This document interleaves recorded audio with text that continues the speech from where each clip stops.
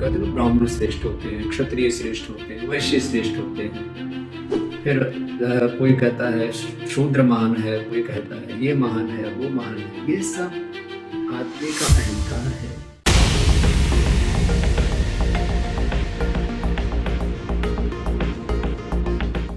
संजीव जी, सुरेश जी, जो करने की, कराने की, होने की बात है, उसके मूल में एक बड़ा सत्य यह है कि, और मैंने इसको हजारों बार, लाखों बार कहा है कि बीज रूप में परमात्मा ने सबके भीतर असीमता दी हुई है। उसके नेचर में इनबिल्ड है और उसमें कोई डिस्क्रिमिनेशन, कोई भेदभाव, पक्षपात नहीं है। जो तमाम तरह की बातें चलती, मैं इनको पूरी कल्पना या मानवीय दुर्बलता बोलता हूँ। क्योंकि कहते हैं ना, ब्राह्मण श्रेष्ठ होते हैं, क्षत्रिय श्रेष्ठ होते हैं, वैश्य श्रेष्ठ होते हैं। फिर कोई कहता है शूद्र महान है, कोई कहता है ये महान है, वो महान है। ये सब आदमी का अहंकार है और आदमी का डिस्ट्रक्टिव जो सोच है ना, दूसरों से अपने आप को ऊंचा दिखा करके या बता करके और दूसरों के ऊपर राज करना या उनको अपने अधीन करने के लिए, गुलाम करने के लिए सोच पैदा की गई। यह तो एक प्राकृतिक सत्य है कि सबके भीतर परमात्मा ने समान रूप से संभावनाएं दी बीज रूप में। लेकिन दूसरा, इसका एक और पक्ष है कि इस सत्य को जानने वाले, अनुभव करने वाले, उसको जागृत करने वाले लाखों में से एक, और बहुत बड़े रूप में सत्य को अभिव्यक्त करने वाले बीज में वृक्ष तो है, लेकिन उसको, वृक्ष को पैदा करने के लिए पूरा जी, उसको अच्छी उपजाऊ जमीन पर बोना, उसको सींचना, पालना, पोषण, वो अगला कार्य कर लेता है। तो जिन्होंने अपने पूरा एक्सप्रेस कर लिया है, कंप्लीट एक्सप्रेशन हमारे व्यक्तित्व का, वो एक्सप्रेशन बोलो, ट्रांसफॉर्मेशन बोलो, जो भी बोलो, वो करते हैं करोड़ों में कोई एक, जिनको लोग कहते हैं कि तो ये तो योग के महानायक है। किसी भी 2, 4, 5, 10 गुणों को लेकर व्यक्ति आगे बढ़ता है। पहले तो 1, 2 गुणों को ही लेकर बढ़ता है, उसके साथ साथ फिर दूसरे बड़े गुण विकसित हो जाते हैं उसके भीतर। तो बीज रूप में तो सब कुछ है, उसको अनुभव करना। दूसरी चीज ये है कि ये सब कुछ पाकर के भी अनुभव करना चाहिए व्यक्ति को। ये आध्यात्मिकता है कि सब कुछ भगवान का है, हम स्वयं में अकिंचन है। एक पूर्णता का दर्शन है, एक ये एक भक्त का, आध्यात्मिकता का या निरभिमानिता का दर्शन है। आदमी में ईगो नहीं आनी चाहिए। ईगो जितना खतरनाक है उतना ही ईगो भी खतरनाक है। जब इग्नोरेंस हटती है, आदमी में ईगो आ जाता है, और जो ईगो और इग्नोरेंस से पार चला जाए, वो आदमी फिर एक अच्छा इंसान बनता है। तो हम, हमारे भीतर सब कुछ है, बहुत कुछ, हम बहुत कुछ कर सकते हैं, बहुत कुछ हमने किया है, कर रहे हैं और करेंगे। लेकिन इसके पीछे ये भावना सदा रहनी चाहिए कि ये सब कुछ करने का ज्ञान, सब कुछ करने की प्रेरणा, सब कुछ करने के साधन, सब कुछ करने के अवसर, सब कुछ करने का ये सब जो भी वातावरण जो भी है, ये भगवान उपलब्ध कर रहा है।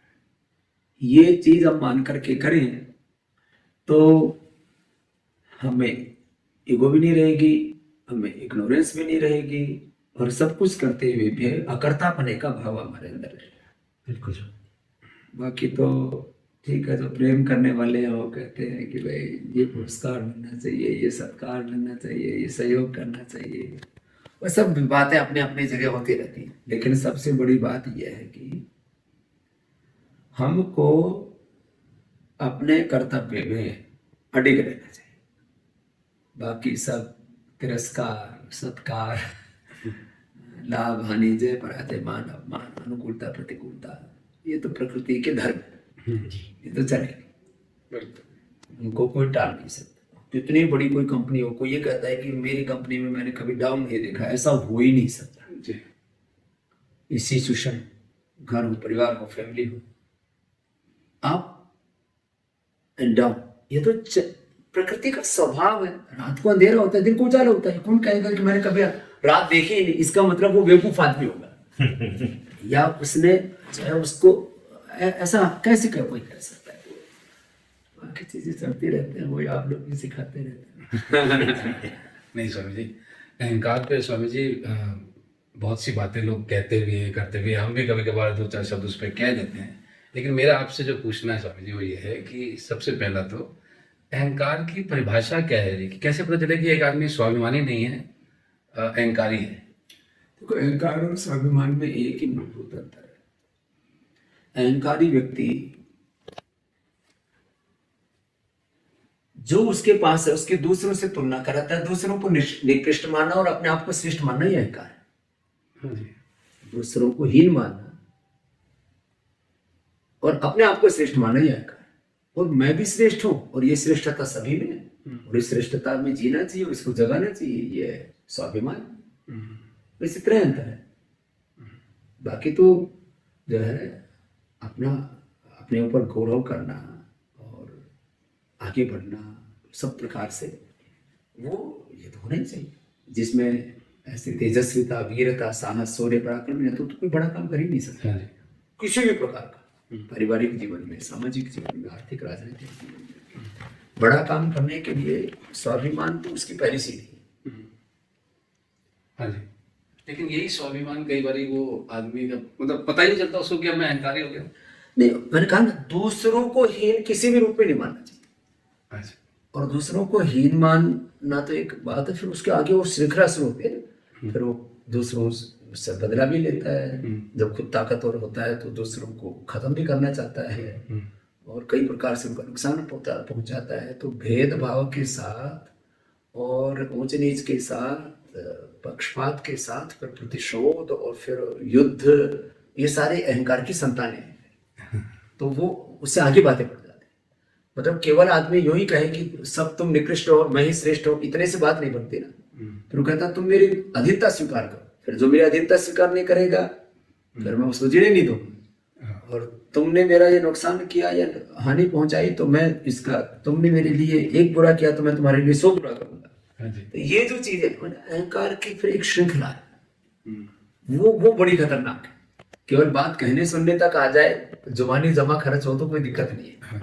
जब वो अहंकार जो है जब क्रियान्वित होता है, अहंकार का जो एग्जीक्यूशन है वो बहुत डिस्ट्रक्टिव है। मैं इसी से थोड़ा स्वामी जी ग्रसित हूँ, अहंकार से ही। जैसे जो लोग मुझे वैसे देखते जानते हो कि तो बड़ा विनम्र आदमी है, बहुत विनम्र आदमी है, लेकिन अंदर की बात यह है स्वामी जी, कभी कभी मुझे लगता है कि ये जो विनम्रता का मैं जो दिखावा करता हूँ या जो लोगों के साथ में बड़ा विनम्र रहता हूँ, उसके पीछे भी कहीं ना अगर मैं विश्लेषण करूँ तो कहीं ना कहीं वो अहंकार का वायरस जो है ना जी, वो मौजूद रहता है। इससे निराकरण हो सकता है। देखो, अलग अलग बात है ये। आपके संदर्भ में तो ये बात मुझे नहीं दिख रही फ्रीक्वेंटली, लेकिन एक सामान्य रूप से मैं बात कर रहा हूँ। कुछ लोग विनम्र भी अपने अहंकार को पुष्ट करने के लिए दिखा है कि मैं विनम्र दिखूंगा तो लोग मुझे बड़ा मानेंगे। तो वो देखो, अहंकार तो ना एक ऐसा तत्व है, आप उसको, कुछ लोग विद्या का अहंकार करते हैं, कुछ लोग विनय का अहंकार करते हैं, कुछ लोग अपनी वीरता का भी अहंकार करते हैं, कुछ लोग अपने दरिद्रता का अहंकार करते हैं। हाँ, ये बड़ा हैरानी वाली बात है। और कुछ लोग अपने त्याग का भी अहंकार करते हैं, कुछ लोग अपने वैभव का अहंकार। अहंकार दरअसल आदमी, मतलब उसको गीता में ना दैवी संपत्ति के तो 26 गुण गिना दिए। अभी हम सत्य सत्सुद्र ज्ञान योग व्यवस्थित दानम दमस्य यज्ञस्य स्वाध्याय स्तप आर्जवम अहिंसा सत्यम अक्रोधस त्यागः शांति अपैशुनम दया भूतेषु अलोलुप्त्वम मार्दवम वीर चापलम तेजः क्षमा जित शौचम अद्रोह नातिमान्यता भवन्ति संपदम दैवीम अभिजातस्य भारत। 26 गुण गिना दिए। और जब अहंकार को गिनाया तो दंभो, दर्पो, अभिमानस्य, क्रोध, पारुष्यमेव च अज्ञानम च अभिजातस्य पार्थ संपदम आश्रम। 6 में ही सिमट दिए सारी बुरी चीजों को। और उसमें भी 6 को भी 2 में सिमटे तो अज्ञान और अहंकार 2 में आ गया। अज्ञान और अहंकार का फिर ये सारा विस्तार है जो संसार में जितना भी डिस्ट्रैक्शन हो रहा है।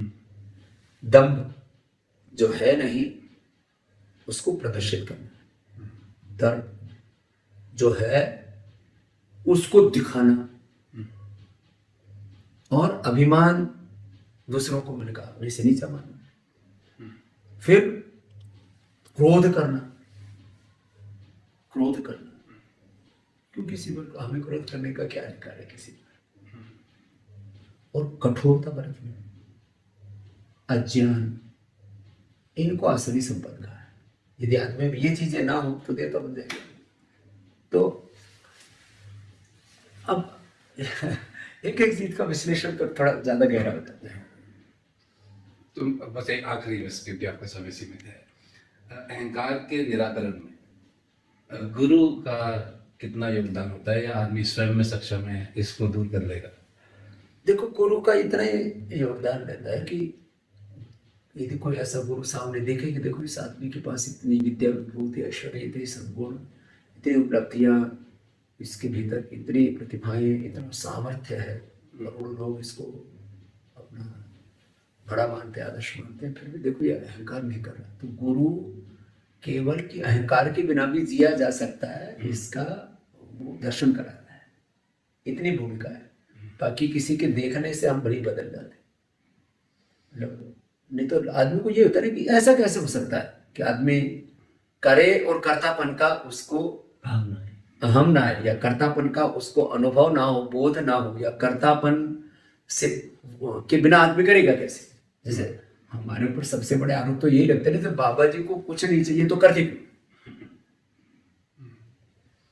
और बिना स्वार्थ के आदमी कभी भी किसी काम में प्रवृत्त कैसे हो सकता है? तो जो है चीजें थोड़ी सी जटिल हो जाती हैं।